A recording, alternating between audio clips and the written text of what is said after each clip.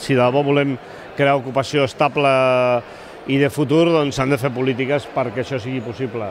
Les estacionals només serveixen per això, per cobrir unes necessitats durant un temps determinat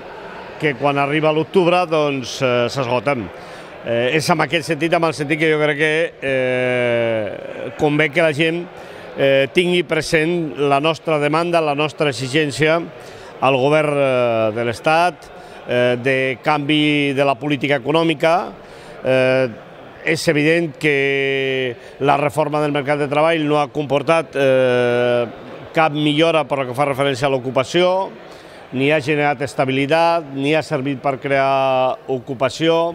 i ara d'ara ja podem dir de manera clara que no només ha estat un fracàs perquè ha representat la pèrdua de drets per la gent, sinó que a més és un fracàs perquè no compleix cap dels objectius, ni tan sols els col·laterals que demanava o que pensava el govern o que deia el govern que cobriria. Per això avui fem aquest acte, sobretot perquè la gent comenci a treballar amb la idea que aquest és un camí llarg, que ha tingut la vaga general com un punt important, però que en tot cas continuarà. I continuarà en la manifestació el 18 de desembre, continuarà el 15 de desembre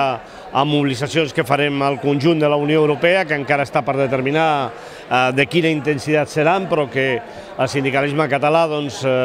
participarà de manera activa.